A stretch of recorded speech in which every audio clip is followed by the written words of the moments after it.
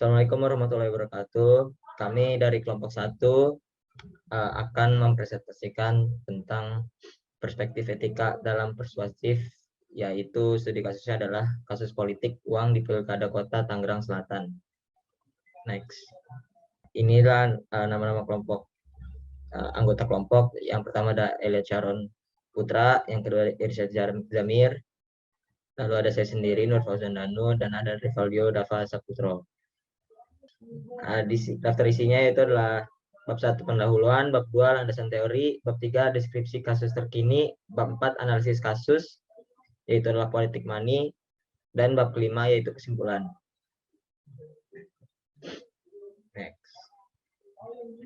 Baik, pendahuluan yaitu komunikasi berlangsung dalam berbagai kesengajaan, dari komunikasi yang disengaja dan tidak disengaja. Berlangsungnya komunikasi ini bisa dilakukan lewat berbagai cara, yaitu baik verbal maupun non-verbal. Komunikasi merupakan kebutuhan manusia sebagai makhluk sosial, dan komunikasi bergantung dengan kemampuan masing-masing individu untuk memahami satu sama lain. Banyak aspek dalam hidup yang menyangkut komunikasi dari hal tersebut. Jelas kalau komunikasi adalah hal yang sangat penting dalam kehidupan. Komunikasi memberikan pengaruh kepada individu lain, termasuk ke dalam satu bidang di komunikasi, yaitu adalah komunikasi persuasif. Definisi dari komunikasi persuasif adalah sebuah proses untuk mempengaruhi pendapat, sikap, dan tindakan individu yang dengan cara memanipulasi psikologis sehingga individu tersebut bertindak layaknya kehendak sendiri. Dalam kampanye politik, persuasif adalah hal yang sangat penting. Pesan-pesan yang disampaikan oleh pasangan calon menjadi penting. Mereka akan berusaha memberikan tema atau topik tertentu untuk ditawarkan kepada masyarakat. Contoh kasus yang terjadi dalam kampanye politik terjadi di Kota Tangerang Selatan. Menjelang pemilihan kepala daerah Kota Tangsel di tahun 2020, terjadi kasus politik uang dalam suasana kampanye. Etika dalam persuasif di sini patut dipertanyakan karena sudah ada undang-undang yang mengatur kampanye dan tidak semestinya persuasif dijalankan seperti itu. Next. Selanjutnya terdapat landasan teori. Yang pertama ada komunikasi. Menurut Carl E. Hofland, komunikasi adalah sebuah proses dalam perilaku orang lain, akan tetapi seseorang akan mengubah sikap, pendapat, atau perilaku orang lain bila komunikasi itu memang komunikatif. Komunikasi hanya bisa terjadi jika mendapat dukungan dari adanya unsur komunikasi. Hambatan komunikasi. Hambatan dalam komunikasi adalah segala sesuatu yang memunculkan gangguan komunikasi sehingga tujuan komunikasi tidak bisa tercapai. Hambatan dalam berkomunikasi dapat terjadi dalam setiap tahap. Komunikasi persuasif. Komunikasi adalah sebuah proses penyampaian pesan yang dilakukan oleh manusia dirancang untuk memberi pengaruh kepada orang lain dengan usaha untuk mengubah keyakinan, nilai, atau sikap orang lain. Komunikasi persuasif dilakukan dalam bentuk komunikasi. Dengan demikian, segala bentuk komunikasi yang digunakan sifatnya persuasif dan semata-mata bekerja dengan menggunakan argumentasi dan alasan. Mempengaruhi, memperkuat, dan mengubah sikap dan tingkah laku merupakan ciri komunikasi persuasif. Oleh karena itu, tingkah laku seseorang diterapkan oleh pendapat, kepercayaan, dan sikap yang sudah dimiliki sejak lahir. Komunikasi persuasif adalah usaha seseorang dalam mengkomunikasikan pesan kepada orang lain yang sikapnya ingin diubah. Di sini disebutkan beberapa unsur komunikasi persuasif. Yang pertama ada persuader, adalah orang atau kelompok orang yang menyampaikan pesan dengan tujuan mempengaruhi sikap, pendapat, dan perilaku orang lain, baik secara verbal atau non-verbal. Yang kedua terdapat pesan. Pesan adalah segala sesuatu yang memberikan pengertian kepada penerima pesan. Yang ketiga ada persuade, adalah orang atau kelompok yang menjadi tujuan dari penyampaian dan penyaluran pesan oleh persuader baik verbal atau non-verbal. Selanjutnya ada etika. Dalam istilah filsafat, etika berarti ilmu tentang apa yang biasa dilakukan atau ilmu tentang adat kebiasaan. Dalam KBBI, etika merupakan ilmu pengetahuan tentang asas-asas akhlak. Etika dibedakan dalam 3 pengertian pokok, yaitu ilmu tentang apa yang baik dan kewajiban moral, kumpulan asas atau nilai yang berkenaan dengan akhlak, dan nilai yang benar dan salah yang dianut oleh sebuah golongan masyarakat. Sifat dasar etika adalah sifat kritis. Karena itu, etika bertugas sebagai yang pertama, untuk mempersoalkan norma yang dianggap berlaku. Diselidikinya apakah dasar sebuah norma itu, dan apakah dasar itu membenarkan ketaatan yang dituntut oleh norma itu terhadap norma yang bisa berlaku. Etika mengajukan pertanyaan tentang legitimasinya, artinya norma yang tidak bisa mempertahankan diri dari pertanyaan kritis dengan sendirinya akan kehilangan haknya. Nomor 3, etika mempersoalkan juga hak setiap lembaga seperti orang tua, sekolah, negara, dan agama untuk memberikan perintah atau larangan yang harus ditaati. Nomor 4, etika memberikan bekal kepada manusia untuk mengambil sikap yang rasional terhadap semua norma. Yang kelima, etika menjadi alat pemikiran yang rasional dan bertanggung jawab bagi seorang ahli dan bagi siapa saja yang tidak mau diombang-ambingkan oleh norma yang ada. Etika sering dikatakan filsafat moral.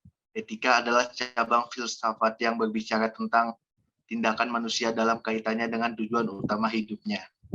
Etika mempersoalkan bagaimana manusia seharusnya berbuat atau bertindak. Tindakan manusia ditentukan oleh bermacam-macam norma. Etika membantu mengambil sikap terhadap semua norma dari luar dan dalam agar mencapai kesadaran moral yang otonom.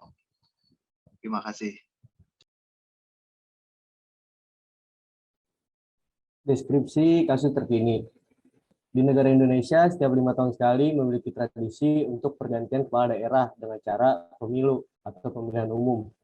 Hal ini dilakukan untuk mengurangi kecurangan dan kekuasaan secara berlebih.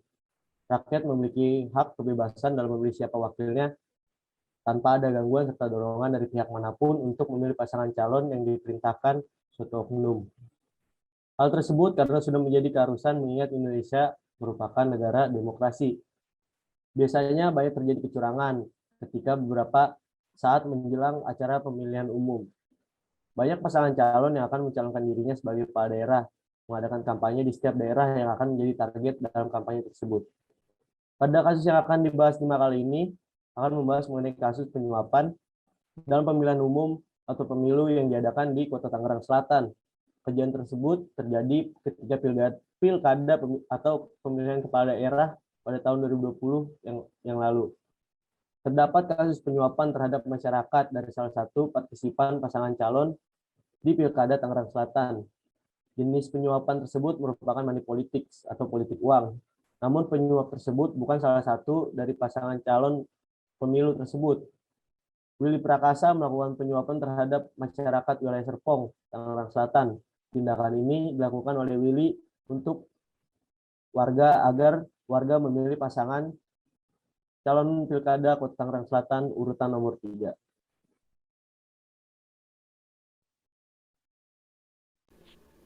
Selanjutnya ada analisis kasus dari Politik Money. Kasus yang terjadi pada pilkada di daerah Kota Tangerang Selatan pada tahun 2020 mengalami kejadian money politik sehingga hal tersebut merupakan tindakan kriminal karena melakukan penyuapan. Willy Prakasa dalam video amatir dari salah satu masyarakat di wilayah Rawamacek, Serpong, Kota Tangerang Selatan. Willy Prakasa membagikan uang ke masyarakat Rawamacek tersebut supaya mereka memilih pasangan calon nomor 3 dari pilkada yang akan segera diselenggarakan di Kota Tangerang Selatan. Jadi tindakan yang dilakukan oleh Willy Prakasa merupakan salah satu contoh komunikasi persuasif yang tidak etis. Bagaimanapun juga, tindakan Willy Prakasa yang memberikan ajakan terhadap masyarakat tersebut merupakan tindakan persuasif. Namun hal tersebut disebutkan tidak etis karena memberikan imbalan sehingga masyarakat mau tidak mau telah mendapat imbalan dari Willy Prakasa. Padahal Willy Prakasa memiliki nilai etos yang disimpan di mana ia terkenal sebagai aktivis pada tahun 1998. Nilai etos di mana persuader atau komunikator memiliki nilai dari diri karena dilatar belakangi oleh sifat aktivis yang memiliki jiwa nasionalis. Namun pada kenyataannya Willy Prakasa mencerminkan sifat yang tidak bisa dianggap dari nilai nasionalis yang dimiliki oleh aktivis pada umumnya. Pesan yang disampaikan oleh Willy Prakasa juga menyelipkan imbalan berupa uang merupakan jadi tindakan tersebut tidak beretika karena penyuapan bukan dari bentuk dari tindakan persuasif pada kampanye yang fair pada pilkada tersebut. Masyarakat yang menerima imbalan juga mengalami salah satu dari hambatan komunikasi.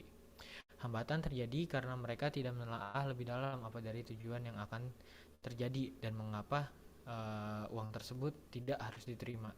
Informasi harus digali lebih dalam. Apabila masyarakat menerima uang dari Willy Prakasa, hal tersebut tidak memikirkan kepada kedepannya apabila masyarakat bisa terkena masalah yang ditimbulkan karena adanya penyuapan yang terjadi. Sebelumnya, Willy Prakasa pernah tergugat kasus yang serupa dengan melakukan pembagian uang pada ajang pemilihan presiden tahun 2019. Dugaan kasus tersebut berasal dari sebuah video yang melakukan dokumentasi acara kegiatan mereka yang berasal dari berlokasi di Tandon Theater pada Minggu 17 Januari 2019. Video tersebut beredar di media sosial. Jadi Willy Prakasa melakukan hal yang sama seperti pada tahun 2020. Namun bedanya ini saat pemilihan presiden. Willy Prakasa mengungkapkan bahwa pembagian uang tersebut tujuannya adalah memberikan dan dapat dikatakan sebagai sedekah dari kegiatan pembagian uang yang berlokasi di Tandon Theater tersebut. Jadi hal tersebut hanya diperuntukkan untuk keluarga besar Jari 98. Itu suatu kelompok dari aktivis tahun 1998. Dengan tujuan kegiatan tersebut memberikan edukasi terkait dengan pemilu. Terima kasih.